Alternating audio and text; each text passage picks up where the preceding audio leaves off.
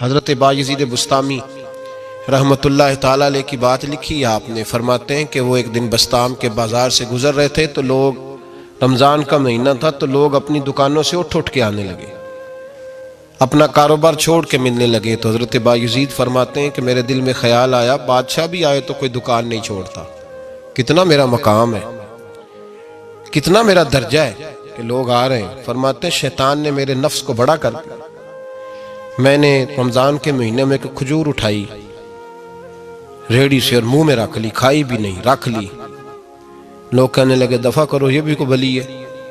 روزہ ہی نہیں رکھا ہوا۔ فرماتے ہیں لوگوں نے مجھے برا کہا، میں دنیا سے ٹوٹ گیا پر میرا اپنے رب سے رشتہ مضبوط ہو گیا۔ میں اس دن جا کے رویا اس کی بارگاہ میں۔ تو یہ جو ہے نا تعریف کا چکر، شیخ سعدی فرمایا کرتے تھے لکڑی کو گھن کھاتی ہے اور بڑے لوگوں کو تعریف کھا جاتی ہے۔ بڑے لوگ جو تھے نا پرانے بادشاہ، انہوں نے قصیدے پڑھنے کے لیے شاعر رکھے ہوئے تھے، چودھری، سردار، رئیس، سیٹھ، ان لوگوں کو کون سی چیز خراب کرتی ہے؟ وہ لوگ آگے گزر جاتے ہیں جو ان کو چودھری کہہ کے سلوٹ کرتے ہیں، چودھری صاحب پیچھے رہ جاتے ہیں، وہ تو بنا کے چلا گیا، اسے کام نکال کے چلا گیا۔ تو کبھی بھی زندگی میں تعریف کی خواہش پیدا نہ کریں، اور صوفی تو تعریف کراتا ہی نہیں، درویش تو تعریف کراتا ہی نہیں۔ وہ کہتا ہے مجھے بندوں کی تعریف سے کیا غرض، میں نے تو وہ والی تعریف کرنی ہے جو میرا رب میری کرے گا، آخرت کی طرف توجہ۔ تو تعریف پر غور نہ کریں، تعریف کی خواہش نہ کریں، لیکن ایک بات ضرور دل میں پیدا کریں، یہ ضرور سوچیں کہ اچھے بندے اور مخلص لوگ، شریف لوگ آپ کے بارے میں رائے کیا رکھتے ہیں، یہ ذہن ضرور بنائیں۔ مخلص جو آپ سے مخلص ہے، مخلص لوگ، اچھے لوگ، شریف لوگ آپ کے بارے میں کیا رائے رکھتے ہیں، اس رائے کا خیال رکھنا بھی دین کا حصہ ہے۔ حضرت عمر فاروق رضی اللہ تعالیٰ عنہ فرماتے میں کھڑا تھا، یہ بخاری شریف میں حدیث ہے، فرماتے میں کھڑا تھا نبی پاک صلی اللہ علیہ وسلم کی بارگاہ میں، تو ایک جنازہ گزرا۔ جنازہ جو اٹھانے والے تھے نا، وہ کہہ رہے تھے کہ یہ بڑا ہی اچھا انسان تھا، اس نے غریبوں کی خدمت کی، دین کی نوکری کی، لوگوں سے پیار کیا، ماں باپ، بہن بھائی، رشتہ دار، ہر ایک کے لیے اس کا رویہ اچھا تھا۔ فرماتے ہیں نبی پاک صلی اللہ علیہ وسلم نے جنازہ اٹھانے والوں کی بات سن کے فرمایا واجبت، اس پر واجب ہو گئی۔ حضرت فاروق اعظم رضی اللہ تعالیٰ عنہ فرماتے ہیں تھوڑی دیر کے بعد ایک اور جنازہ گزرا، تو جنازہ اٹھانے والے کہہ رہے تھے بڑا شریر آدمی تھا، زبان کا برا،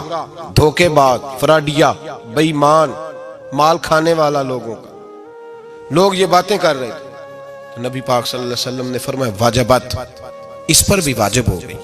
حضرت عمر کہتے ہیں جنازے گزر گئے دونوں، میں نے عرض کی یا رسول اللہ صلی اللہ علیہ وسلم، جس کو لوگ اچھے جملوں سے یاد کر رہے تھے اس پر بھی واجب ہو گئی، اور جس کو لوگ برے جملوں سے یاد کر رہے تھے اس پر بھی واجب ہو گئی۔ تو محبوب نے وہاں لفظ ارشاد، یہ بخاری کے لفظ ہے، فرمایا انتم شہداء اللہ فی الارض، فرمایا عمر تم لوگ زمین پر میرے اللہ کے گواہ ہو، تم لوگ، چونکہ اشارہ حضرت عمر کی طرف ہے تو اس سے مراد نیک لوگ، اس سے مراد پرہیزگار لوگ، اچھے لوگ، انتم شہداء اللہ فی الارض، تم لوگ زمین پر اللہ کے گواہ ہو۔ فرمایا جس کو جنازہ اٹھانے والے لوگوں نے کہا کہ یہ بندہ اچھا تھا، تو میں نے کہا واجبت، اس پر جنت واجب ہو گئی، اور جس کو جنازہ اٹھانے والے لوگوں نے کہا شریر تھا، برا تھا، نالائق تھا، تکلیف دیتا تھا، چونکہ تم زمین پر اللہ کے گواہ ہو، تو میں نے کہا واجبت، اس پر جہنم واجب ہو گئی۔ اپنے مخلصین کے بارے میں ضرور یہ خیال کریں کہ ان کی آپ کے بارے میں رائے کیا ہے، رائے، اچھے لوگوں کی رائے، ہمیشہ مخلصین کی رائے۔ ایک درویش نے ایک عجیب بات لکھی ہے، ہمارے یہاں کہا جاتا ہے نا زبان خلق کو نکارہ خدا سمجھو، اس سے مراد ہر آدمی کی رائے نہیں ہوتی، بہت سارے لوگ تو حسد میں آ کے بھی باتیں کرتے ہیں، ان کی رائے یہاں مقصود نہیں، مخلصین کی، خیر والے لوگوں کی۔ اچھے کچھ لوگ تو ایسے ہوتے ہیں جن کی کسی کے بارے میں بھی رائے ٹھیک نہیں ہوتی، وہ جب بھی بات کرتے ہیں یا حسد کی بنیاد پہ کرتے ہیں یا بغض اور کینے کی، ان کی بات نہیں، لیکن باقی جو خیر والے لوگ، مثبت جو طبقہ ہے، جو اچھی سوچ کا حامل، وہ ہمیں پتہ ہوتا ہے کون سا بندہ کس طرح کا۔ ایک درویش